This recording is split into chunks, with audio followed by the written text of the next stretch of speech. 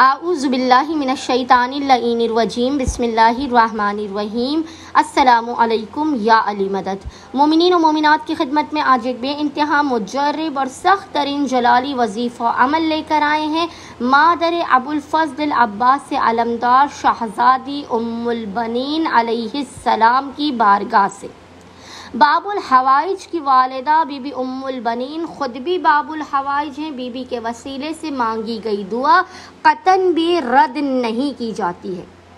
آپ نے مادر ابوالفضل کے اس وظیفے کو علم ابوالفضل عباس علمدار کے سائے میں بیٹھ کر کرنا ہے۔ آپ کی کتنی بھی بڑی حاجت کیوں نہ ہو، یاد رکھیے گا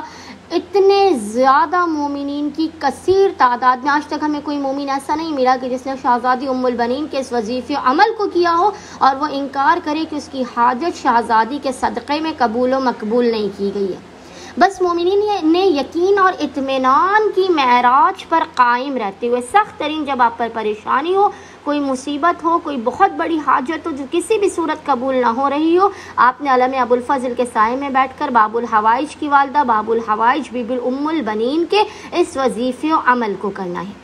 اگر آپ اس عمل و وظیفے کو امام بارگاہ میں جا کر نہیں کر سکتے تو اگر آپ کے گھر میں کوئی علم ہے کسی کمرے میں تو آپ ادھر بیٹھ کے کر لیں، ورنہ آپ قرآن مجید اپنے سامنے کھول کے خداوند متعال کو حق ام البنین کا واسطہ دے کر اس مجرب ترین وظیفے عمل کو کیجیے۔ کتنی بھی بڑی حاجت ہو، چاہے بیٹیوں کی شادی کا مسئلہ ہو، رزق و روزی میں بے برکتی ہو، آپ کا رزق نہ کھل پا رہا ہو، خصوصی طور پر جو مومنین رزق و روزی کی وجہ سے پریشان حال ہیں، اپنے ذاتی گھر کا مسئلہ ہو، اولاد نہ ہو رہی ہو، کوئی بھی مسئلہ ہو، دنیا کا بڑا سا بڑا مسئلہ ہو جو حل نہ ہو رہا ہو، مومنین بی بی ام البنین کے اس وظیفے عمل کو کریں۔ بے انتہا مختصر اور سخت ترین جلالی یہ وظیفہ عمل ہے۔ چہاردہ معصومین ماں ام البنین کے صدقے میں کبھی آپ کو اپنی بارگاہ سے خالی ہاتھ جانے نہیں دیں گے۔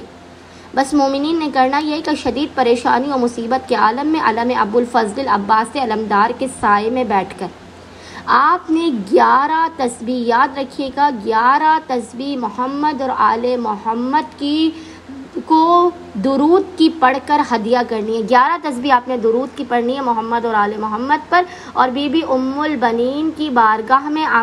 علم ابوالفضل عباس علمدار کے سائے میں بیٹھ کر بی بی سے یہ عہد کرنا ہے، وعدہ کرنا ہے کہ میری جو پریشانی ہے اگر یہ دور ہو گئی، میری جو حاجت ہے اگر وہ قبول ہو گئی تو میں اس حاجت کی قبولیت کے بعد، اس مشکل کے خاتمے کے بعد ایک جو 12ویں درود کی تسبیح باقی بچی ہے وہ میں اپنی حاجت کی قبولیت کے بعد اور مشکل کے خاتمے کے بعد پڑھوں گی یا پڑھوں گا۔ یہ اس قدر مجرب ترین وظیفہ عمل ہے کہ باخدا مومنین کی اکثریت ایسی ہے کہ 11ویں تسبیح پڑھ کر وہ اپنی حاجت مانگتے ہیں اور خداوند متعال اس قدر تیزی کے ساتھ بی بی ام البنین کے صدقے میں ان کی حاجت کو قبول کرتا ہے کہ وہ اسی لمحے علم ابوالفضل عباس علمدار کے سائے میں بیٹھ کر 12ویں درود کی تسبیح پڑھتے ہیں۔ جب آپ کی حاجت قبول ہو جائے، آپ 12ویں درود کی تسبیح پڑھ لیں تو آپ کسی بھی شیرنی پر، کسی بھی میٹھے پر، مٹھائی پر، ٹافی پر، حلوے پر، کھیر پر، کسی بھی میٹھی چیز پر بی بی ام البنین کی نظر کرا کر علم ابوالفضل عباس علمدار کے سائے میں اسے مومنین میں تقسیم کیجیے اور خداوند متعال کی بارگاہ میں